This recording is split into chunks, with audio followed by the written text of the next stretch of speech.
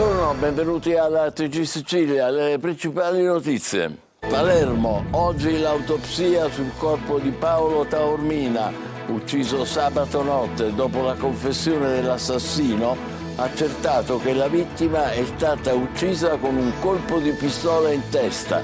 Si cercano gli amici del killer, stasera marcia dei sindacati. Paura, sgomento, rabbia nei palermitani. Le opposizioni chiedono una seduta straordinaria del Consiglio Comunale di Palermo, dedicata al disagio giovanile e alla sicurezza. Il parroco dello Zen, lo Stato ha perso il controllo del territorio. Il direttore della Sicilia, Piraneo, più che all'esercito in strada, pensiamo alle distese di pub in città, ai serpentoni di apericene, mentre chiudono librerie, cinema e teatri.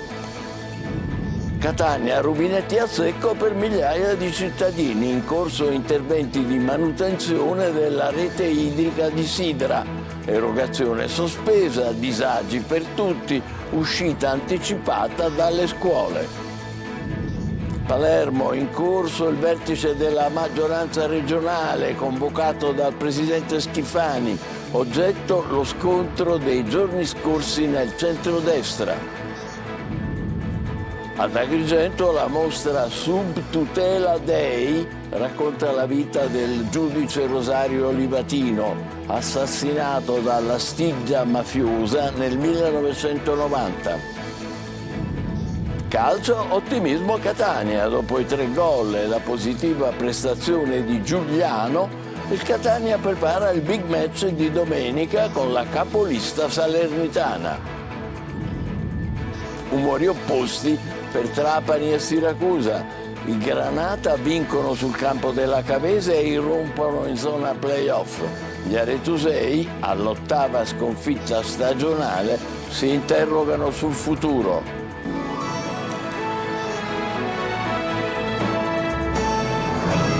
Bentrovati a Palermo, prima notte di carcere per Gaetano Maranzano, il 28enne dello Zen che ieri ha confessato di aver ucciso Paolo Taormina con un colpo di pistola in testa. Oggi autopsia sul corpo del 21enne. La città intanto si mobilita. Marco Gullà. Sì, ho sparato io. Gaetano Maranzano ha ammesso di aver ucciso Paolo Taormina, il 21enne assassinato nella notte tra sabato e domenica nel cuore della movida palermitana. Il 28enne dello Zen ha trascorso la prima notte nel carcere Pagliarelli. Ha raccontato ai pubblici ministeri la sua versione dei fatti. Taormina voleva sedare una rissa, poi la discussione è degenerata. A quel punto, ha riferito Maranzano, avrebbe estratto una pistola e fatto fuoco. Sulla pistola il 28enne ha dichiarato di portarla sempre con sé perché, ha detto ai PM, Palermo è una città violenta. Gli investigatori adesso sono a caccia del branco che ha accompagnato Maranzano. Oggi verrà invece svolta l'autopsia sul corpo di Paolo Taormina e ormai accertato, dopo la confessione dell'omicida, che il ragazzo è stato ucciso da un colpo di pistola. Questa mattina davanti al pub gestito dalla famiglia Taormina campeggia un cartellone: ergastolo per chi uccide. In tanti vogliono lasciare un fiore per Paolo. Tra l'altro sono venuto camminando da lontano, ma volevo fare questo gesto perché mi sembra veramente che si debba manifestare. Se perdiamo un figlio nel 2025 queste cose non si possono accettare, specialmente dopo quello che è successo a Monreale. Ieri la città ha risposto con una fiaccolata molto partecipata. Oltre 2000 persone hanno sfilato da Piazza Politiama al Teatro Massimo chiedendo più controlli, più presidi, insomma maggiore sicurezza. Presente, stremata, anche la madre di Paolo Taormina. Dopo l'omicidio, paura, sgomento, rabbia e forse un sussulto di reazione da parte di tanti palermitani. L'appello alle istituzioni del parroco dello Zen. Lo Stato ha perso il controllo del territorio. Lorena Dolci. Questo quartiere è in ostaggio, è letteralmente in ostaggio di un gruppo, e questo, io mi dispiace dirlo, anche per le mancanze dello Stato, che ha perso il controllo del territorio. È l'appello del parroco della chiesa di San Filippo Neri a Lozen, il quartiere da cui proviene l'assassino di Paolo Taormina, ma a Lozen sono cresciuti anche quelli del gruppo della strage di Monreale. Uno stigma che il parroco rigetta a nome dei tanti cittadini onesti e lasciati soli. Non è possibile che pensare che i cittadini si difendano da soli o possono opporre da solo resistenza a un fenomeno come questo. Ci vuole un'azione più incisiva. Se no, veramente qua rischiamo di alimentare la mafia con la perdita della credibilità verso lo Stato e con lo strapotere di soggetti che diventano modelli negativi per tanti ragazzi che sono fragili e non capiscono niente. Mentre tanti invocano la presenza dell'esercito, un rafforzamento della polizia, l'ergastolo per gli assassini, c'è chi propone una via di mezzo tra l'emergenza sicurezza e la prevenzione nei quartieri a rischio. È chiaro che non esiste una soluzione che sia dall'uno o dall'altro lato, non si può più rimandare invece un intervento che sì rafforzi la cura dell'ordine pubblico e della sicurezza nella nostra città, ma dall'altro lato prevenga questi comportamenti per il futuro. Mentre avete sentito in tanti invocano la presenza dell'esercito per garantire la sicurezza in città, il direttore della Sicilia, Antonello Piraneo, richiama alla propria responsabilità le istituzioni che hanno trasformato i centri storici in distese di pub e ristoranti, cancellando di fatto i presidi di cultura e senso civico. L'intervista è di Luca Ciliberti. La tragedia di Palermo di sabato notte ci invita a una riflessione che deve andare oltre la militarizzazione delle nostre città. Basta mettere un soldato dietro ogni persona, basta creare le zone rosse. Non credo che sia questa la soluzione. Il problema è molto più profondo e va affrontato a monte, a partire dalla educazione civile, a partire dall'attenzione che bisogna porre al proliferare del commercio di armi. Avere una pistola è diventato quasi uno status symbol. Bisogna anche riflettere sui modelli che diamo a questi nostri giovani, ai nostri figli. Bisogna interrogarsi su cosa stanno diventando i nostri centri storici. Un'enorme trattoria, un unico pub dove si vende di tutto, forse anche di troppo. E quindi è opportuno riflettere sulle licenze che vengono date, su perché chiudono le librerie, perché non ci sono spazi di cultura laddove c'è la maggiore concentrazione di giovani. Voltiamo pagina, indagini a Marsala per identificare i responsabili di risse, atti vandalici e anche di un incendio doloso. Il sindaco Grillo chiede che i responsabili vengano individuati e puniti con provvedimenti esemplari. Laura Spanò. La città di Marsala in questo fine settimana è stata coinvolta in alcuni episodi di violenza che si è concentrata in poche ore nel centro storico, una rissa nel cuore della Movida, atti vandalici che hanno devastato una decina di auto posteggiate e un incendio doloso all'interno dell'antico mercato. Le fiamme hanno distrutto completamente l'attività di Daniele Crime e della moglie Katia. Polizia e carabinieri sono già al lavoro, sono state già estrapolate dal sistema di videosorveglianza le immagini registrate che sono state messe a disposizione delle forze dell'ordine per identificare con precisione gli autori di questi gesti. Gli episodi che purtroppo hanno caratterizzato il fine settimana della nostra città hanno origine diversa. Io credo che tutto questo consentirà di poter arrivare, speriamo presto, anche a provvedimenti esemplari per quanti hanno commesso questi reati. Non si può far passare l'idea che è soltanto un problema della città di Marsala. Nei giorni scorsi Palermo, Bologna, altre città italiane sono state caratterizzate da problemi di questo tipo. È necessario un efficace intervento da parte delle forze dell'ordine. Marsala era nel mio programma elettorale, per esempio, rivendica da tempo il ripristino del servizio dei falchi della polizia. A Catania adesso, maxi operazione della task force coordinata dalla Polizia di Stato tra il centro storico e il quartiere Cibali, controlli a tappeto su sicurezza alimentare, lavoro nero, rispetto del codice della strada, con sanzioni per oltre 60.000 euro. Nel mirino, come vedete, le attività commerciali in via Garibaldi. Un ristorante è stato multato per gravi irregolarità, fra le quali vendita di alcolici senza licenza, occupazione abusiva di suolo pubblico, carenze igienico-sanitarie, impianti elettrici non a norma, lavoro nero.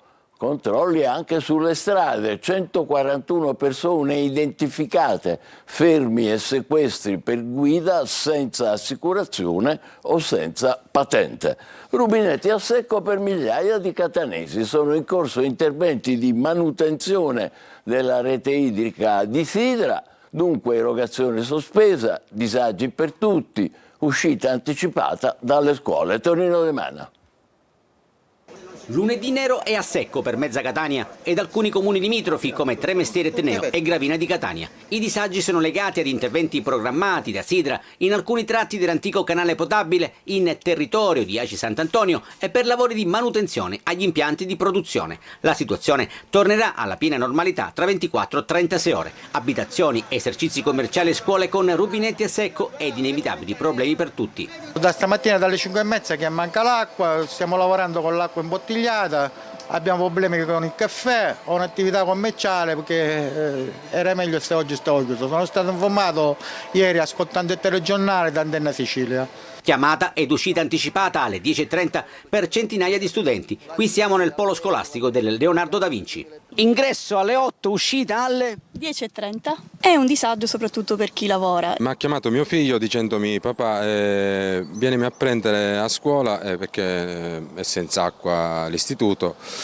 E quindi ovviamente il disagio si è creato perché stamattina l'ho dovuto accompagnare alle 8. Io di solito lavoro tutta la settimana, oggi era il giorno mio di riposo, perciò ho potuto lasciare e venire a prenderla. Durante i lavori saranno garantiti servizi di emergenza e pronto intervento tramite il numero verde Sidra 890 17 55, attivo 24 ore su 24. Traffico stradale, si temeva un lunedì di fuoco e invece la circolazione sulla A18 Messina-Catania nel tratto Giarre-Acireale, come vedete, non ha subito particolari disagi. Operai al lavoro, primi mezzi in azione per allestire la segnaletica che annuncia la chiusura delle corsie di sorpasso per la riqualificazione delle barriere nello spartitraffico. Gli interventi previsti su entrambe le carreggiate dovrebbero concludersi il 30 ottobre. Nel caso di formazione di lunghe code, fa sapere il Consorzio Autostrade, sarà data comunicazione agli utenti con la messaggeria presente sul nastro autostradale e all'ingresso degli svincoli di Giarre ed Acireale. Torniamo a Palermo, in corso a Palazzo d'Orléans il vertice di maggioranza convocato dal presidente Schifani. Sul tavolo le tensioni dei giorni scorsi nel centrodestra e il percorso per superare lo scontro. Maglio Viola. È il giorno del confronto interno al centrodestra dopo il giovedì nero all'Ars che ha portato alla bocciatura di ben 17 articoli della finanziaria quota, ad una caccia ai franchi tiratori e a uno scontro senza quartiere che rischia di spaccare in due la coalizione con Fratelli d'Italia, Autonomisti e Sud Chiama Nord da un lato, Forza Italia, Lega e DC dall'altro. Il vertice è stato convocato da Schifani per oggi nel primo pomeriggio a Palazzo d'Orléans. Si parte dalla dichiarazione di 24 ore fa del governatore che apre alla ricerca di soluzioni. Per Schifani l'unità della coalizione è un valore imprescindibile. Sono più che certo che dal confronto leale e paritario di tutti noi avremo modo di chiarire e trovare ancora più slancio per il sostegno dell'azione di governo, dice il governatore, lanciando proprio segnali di pace. Per parte sua il commissario di Fratelli d'Italia, Lucas Bardella, si presenterà al vertice con una richiesta precisa: superare il voto segreto cambiando il regolamento d'aula. Una cosa della quale si parla già dalla scorsa legislatura, ma che appare complessa. Serve una maggioranza qualificata per approvare una riforma del regolamento dell'Ars, ma forse questa potrebbe essere la volta buona. Sullo sfondo però resta il tema più politico di tutti, ovvero il rimpasto in giunta. L'ipotesi è quella di rinunciare ai tecnici e dar vita a una giunta interamente politica per l'ultimo scorcio di legislatura. Se passasse questa idea si tratterebbe di sostituire Alessandro Dagnino e Daniela Faraoni, rispettivamente assessore all'economia contestato in aula anche dagli alleati e assessore alla salute. Restiamo a Palermo, assistenti specialistici nelle scuole. Dopo giorni di polemiche e di attesa, il Comune convoca parte del personale, ma non risolve interamente l'emergenza. Mancano infatti ancora tanti assistenti igienico-sanitari e continuano ad arrivare in video le lamentele dei genitori. Marco Gullà.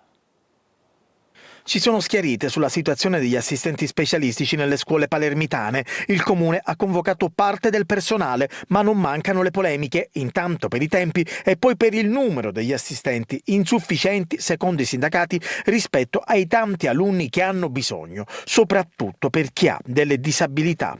Ogni giorno riceviamo testimonianze di genitori che inviano video, che inviano comunicazioni sulla situazione tragica che stanno vivendo i propri figli, i loro figli, sull'assistenza igienico-personale e sulla comunicazione anche. Ed è veramente una situazione veramente drammatica. La convocazione di una parte del personale non risolve interamente l'emergenza. Permane il problema riguarda l'assistenza specialistica igienico-sanitaria. Le segnalazioni arrivate da Palermo e provincia ci hanno spinto a scrivere una lettera al prefetto e siamo stati convocati il giorno 17. Il 14 avremo anche un'audizione all'ARSE per dirimere il problema di assistenza specialistica o assistenza di base che invece spetta ai collaboratori scolastici. E non mancano le lamentele dei tanti genitori.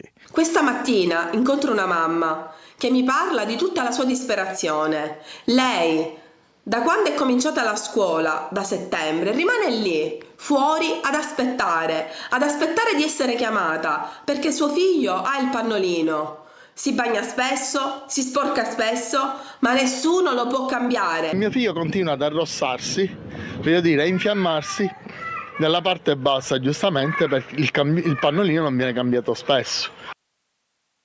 A Ragusa esposte le lettere toccanti dei soldati della città che hanno combattuto nella Seconda Guerra Mondiale. Una raccolta di documenti che racconta fragilità, legami affettivi e l'umanità che resiste agli orrori dei massacri. Veronica Barbarino. Mia cara Lu, con immensa gioia ti scrivo. Parole semplici scritte a penna su un foglio ingiallito dal tempo. Parole che tornano a vivere oggi nella mostra documentaria Lettere dal fronte, dedicata ai soldati ragusani della Seconda Guerra Mondiale. Un viaggio commovente tra emozioni, paura e speranza. Questo è il racconto della piccola storia, di una storia locale che non è la grande storia. E quindi abbiamo, come dire, l'aspetto strettamente umano che viene fuori. Abbiamo gli affetti familiari in cui il soldato si preoccupa, chiede per le condizioni economiche della famiglia. Abbiamo lettere in cui si parla della condizione di prigionia. Le lettere esposte raccontano la vita dei giovani partiti dalla Sicilia verso l'ignoto. Ogni messaggio scritto con la lingua di tutti i giorni è un frammento di storia. Si caratterizzano per una serie di sgrammaticature. Chiaramente il livello scolastico dei soldati non era particolarmente elevato. Insieme a questo si unisce anche la censura, che va in un certo senso a caratterizzare la sinteticità di queste lettere e la loro ripetitività. Tra quelle righe c'è la voce di un popolo e il ricordo di chi, anche nel buio della guerra, non smise mai di credere nell'amore e nella vita. Ad Agrigento ora è inaugurata al Palazzo di Giustizia la mostra Sub tutela Dei. È un percorso tra immagini e parole per raccontare la vita del giudice Rosario Livatino, assassinato dalla Stigia mafiosa nel 1990. Davide Sardo. Un viaggio nella memoria di un uomo giusto che fece della fede la sua forza nella lotta alla mafia. Inaugurata al Palazzo di Giustizia di Agrigento la mostra itinerante Sub tutela Dei, il giudice Rosario Livatino, dedicata al giovane magistrato ucciso nel 1990 e proclamato beato nel 2021. L'allestimento ripercorre in 4 sezioni la vita, la formazione, il sacrificio e l'eredità spirituale di Livatino attraverso documenti, immagini e contributi multimediali. Il messaggio è quello di una persona che ha vissuto una vita intensa, una vita in cui tutti i particolari erano curati al massimo, una vita in cui la fede permeava tutte le attività che lui faceva. L'iniziativa nasce per mantenere viva la testimonianza di chi ha vissuto la giustizia come vocazione e servizio alla verità. Emotivamente è molto intenso, perché Livatino rientra nelle sue mura dove ha svolto il suo lavoro e attraverso il suo lavoro ha manifestato la sua fede, quindi è una cosa di un'importanza enorme secondo me. La mostra resterà aperta al pubblico fino al 25 ottobre con ingresso libero e possibilità di percorsi guidati su prenotazione. Un'occasione per riflettere sul valore della legalità e sulla forza silenziosa dell'esempio di Rosario Livatino. Questo ad Agrigento è il momento della nostra pausa, tra poco il calcio con l'entusiasmo del Catania e del Trapani, a Siracusa invece è crisi nera. Subito dopo l'editoriale. State con noi, vi aspetto.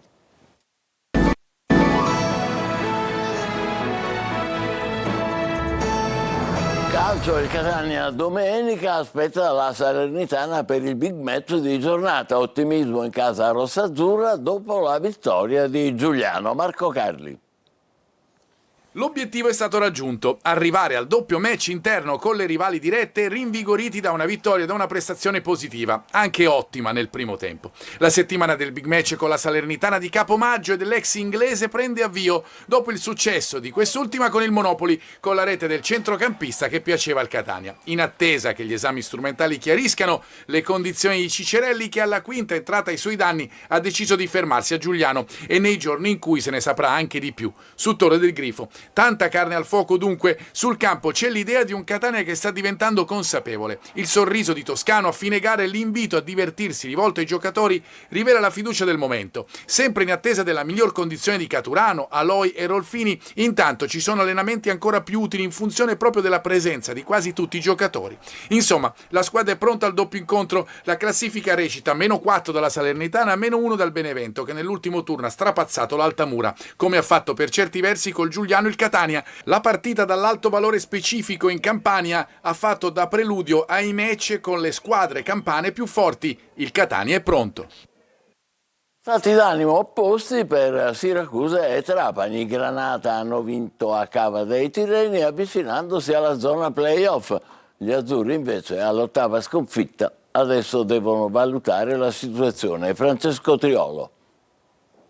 Mattinata di riunione in casa Siracusa, la sconfitta contro il Sorrento decisa da una rete di Tursi ha lasciato il segno più che le altre volte, perché la classifica si fa complicata, perché anche i fischi hanno avuto un peso specifico importante e allora è il momento delle riflessioni a 360 gradi. Il presidente Alessandro Ricci e i suoi collaboratori devono studiare la soluzione migliore. Può accadere di tutto dopo il vertice allo stadio De Simone. La posizione di Turati non può essere salda, ma far ricadere sull'allenatore tutte le responsabilità potrebbe non essere la strada che verrà intrapresa. Fatto sta che dopo l'8ª sconfitta in 9 partite in casa azzurra è atteso uno scossone per arrivare ad invertire la rotta. Sorride invece il Trapani. Granata vincono a Cava dei Tirreni una partita equilibrata e difficile contro una squadra ostica, arrivando a quota 8 in classifica e iniziando ad intravedere quella zona playoff che senza penalizzazione sarebbe già ad appannaggio della squadra di Aronica. A decidere un rigore trasformato da Fischnaller e concesso per un fallo di Pelamatti su Ciotti è l'episodio che a metà ripresa ha fatto svoltare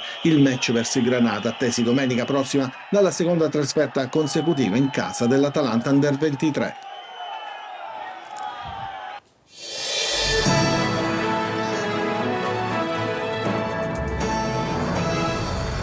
Sindaco La Galla, questore Calvino, prefetto Mariani, presidente Schifani, quante sono e dove sono le forze di polizia in strada a Palermo con compiti di deterrenza e garanzia di sicurezza?